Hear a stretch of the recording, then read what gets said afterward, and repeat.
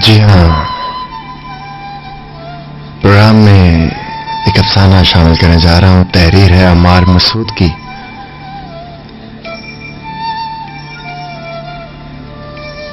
जिसका टाइटल है मोहब्बत का नीला रंग। रंग उसकी जिंदगी का अहम हिस्सा थे। वो रंगों की जिंदगी में कुछ इस तरह खोया रहता कि उसको रंगों की शनाख्त के अलावा किसी की कोई निशानी याद नहीं रहती थी। इसकी तमाम उम्र रंगों और इनके इसरार के घूमती। इसको सभी रंग अजीज थे। वो इमारतों चेहरों से नहीं बल्कि रंगों से मोहब्बत करता। इसकी हर कहानी किसी एक रंग से शुरू होकर किसी एक रंग पे खत्म हो जाती थी।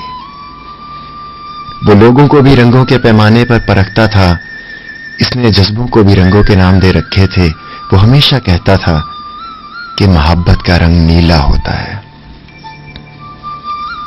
ये कहते वक्त उसकी आंखों में ऐसी गहरी उदासी का रंग छा जाता जिसे कोई नहीं देख सकता था। छोटे से शहर के सबसे बड़े मसरूफ चौक के कोने में कई अरसे से सदीक रंगरेज की दुकान चल रही थी। ठेले वालों की आवाजें, रक्षों का शोर, सिपाही की गालियां, तांगे वालों की सदाएं और हुजूम से बेखबर वो कपड़े रंगने का काम बड़े अरसे से कर रहा था। दुकान के बाहर दो कड़ाहों में हर रोज कोई नया रंग चढ़ा होता था। एक तवील तार पे ताजा रंगे दुपट्टे के माहौल से बिल्कुल मुख्तलिफ नजर आते थे।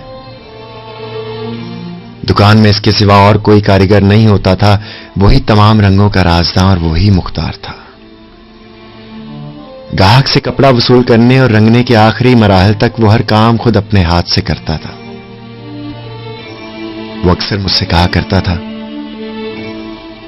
काका, रंग चढ़ाना तो बड़ी नेकी का काम है। किसी और के हाथ लगे तो रंगों में बरकत नहीं रहती और रंग कभी नहीं चढ़ता। रंगों की दुनिया में इतने अरसे से रहते रहते इसने हर रंग को इंतहाई अपना ही मफहूम दे रखा था। जैसे वो कहता था कि हर रंग की तासीर मुख्तलिफ होती है। जैसे वो सुर्ख रंग से बहुत घबराता था। इस बेबाक रंग को रंगते हुए हमेशा उसकी आंखें झुकी झुकी और गाल तिमतमाए रहते। वो शर्म से लाल हो जाता था। जब ये सुर्ख रंग किसी कपड़े पे गालिब आ जाता तो उसे निचोड़कर सूखने के लिए लटका देता और देर तक रगड़ रगड़ कर अपने हाथ धोता कि कहीं ये रंग उसके हाथों पर न रह जाए। इसलिए कि वो जानता था कि ये रंग उसका रंग नहीं। ये रंग अगर उसके हाथ पे रह गया तो दाग बन जाएगा और दर्द दे जाएगा। सदीक को जब मैंने पहली दफा देखा तो वो तकरीबन 40-42 बरस का था। तगड़ा जिस्म, सांवली रंगत और भूरी आंखें। चेहरे और हाथों पर रंग ही रंग थे। वो बहुत आहिस्ता आहिस्ता हर काम को करने के लिए अपना खास अंदाज रखता था। इसे कभी किसी काम की जल्दी नहीं होती थी। इसके चेहरे पे अजीब महरूमी का तासुर होता था। वो खाली खाली आंखों से सारे काम बड़े इन्हमाक से करता था। अपने रंग भरे हाथों से आखिरी बार जब वो कपड़ा कढ़ाई में से निकालता तो लम्हा भर के लिए उसकी आंखों में चमक जरूर आती थी, जिसे वो फौरन ही अपने आप से छुपा लेता। वो कहता, काका, किसी भी हुनर के गुरूर का रंग बहुत ही कच्चा होता है, एक ही धुलाई में उतर जाता है। यूं रंगों के मुतालिक उसके अपने ही असूल थे। जब कोई ग्राहक उसे उसके असूल तोड़ने को कहता तो उसका काम तो कर देता मगर इससे खुश नहीं होता था। वो खालिस रंगों का कायल था। वो सब्ज को सब्ज और पीले को पीला रंग ही रखना चाहता था। वो शहर की सियासत से लेकर समाज के रवैयों तक को रंगों से शनाख्त करता था। जब शहर में ज्यादा लोग सब्ज रंग के कपड़े बनाने लगते तो वो खौफजदा सा हो जाया करता था। ऐसा नहीं था कि वो सब्ज रंग से खौफ खाया करता था, मगर वो कहता था, काका, कच्चे कपड़े पर कच्चा रंग चढ़ा भी दो तो वो कच्चा ही रहता है। बसंत के दिनों में जब पीला रंग अपनी बहार पे होता तो सदीक भी उस रंग में रंगा जाता। उन दिनों में हर रंग में कपड़ा रंगते इसके दिल में भी धमाल पड़ती, और सरसों की फसल कटती तो वो दिन में ना जाने कितनी बसंती चुनरियां रंग कर बांट देता। और जब जामन की रुत आती तो उसे अपने हाथों पर महसूस होता वो कोई भी रंग रंगता, मगर इसकी आंखों से उदासी का रंग ना जाता था।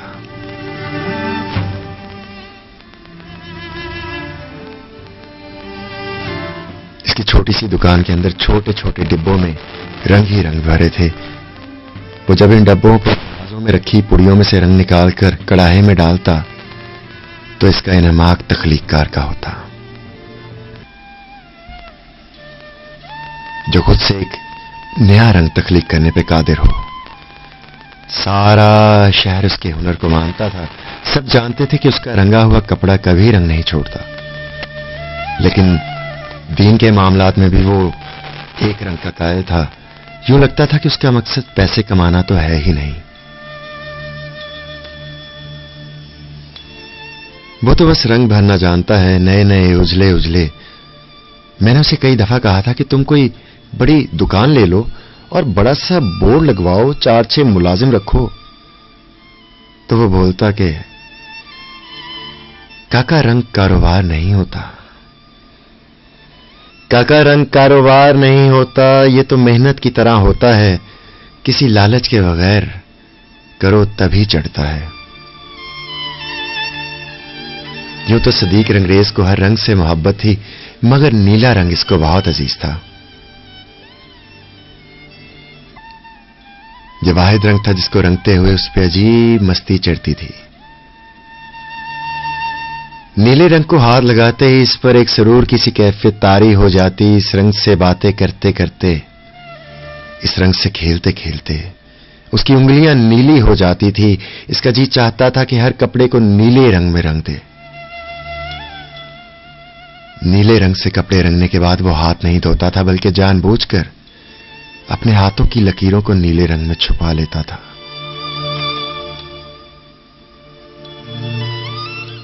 वो हमेशा कहा करता था, काका हर आदमी का अपना अपना रंग होता है, हर रंग हर किसी को रास नहीं आता, नीला रंग मेरा रंग है, नीला रंग मेरा रंग है, पानी का, आसमानों का, परिंदों के परों का, मोहब्बत का रंग नीला है। सदीक रंगरेज ने तो मुझे नहीं बताया, मगर दुकानदार बताते थे कि बहुत साल पहले नीले रंग की गाड़ी में नीलम रंग की ऐनक लगाए, लाजवरती साड़ी में मलबूस, कानों में आसमानी रंग क्या वेजे सजाए, नाजुक सी उंगली में फिरोजे की अंगूठी पहने लंबे बालों वाली मैडम उसकी दुकान पर आई थी। सिद्दीक जो कभी किसी को आंख उठाकर न देखता था, उसको देर तक देखता ही रहा। उसने कुछ कपड़े रंगने को दिए और उसे 2 हफ्तों बाद आने का कहकर चल दी। जब इसने पूरे एहतराम से वो कपड़े थामे तो उसकी उंगली की पौर उस नील परी की सफेद कलाई से टकरा गई थी।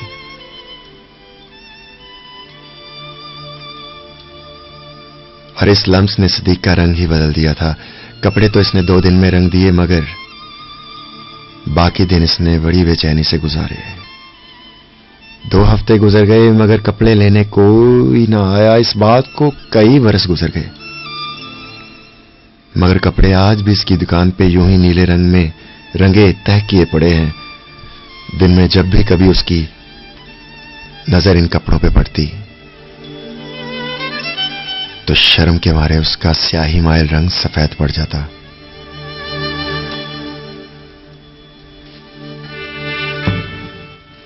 आज भी वो चौक में सबसे पहले दुकान खोलता और चौक के खामोश होने तक बैठा रहता है। तब से आज तक वो मोहब्बत के रंग को नीला रंग कहता है। मैं ये शहर छोड़कर मुल्क से कई साल के लिए बाहर चला गया, मगर मुझे बारहा इस रंग रेस का ख्याल आता रहा जो मोहब्बत के रंग को नीला रंग कहता था। वतन वापस आकर जब मैंने चौक में जाकर उस रंगरेज का पता किया तो पता चला कि वो रंगरेज तो 5 साल पहले सांप के कांटे से मर गया है।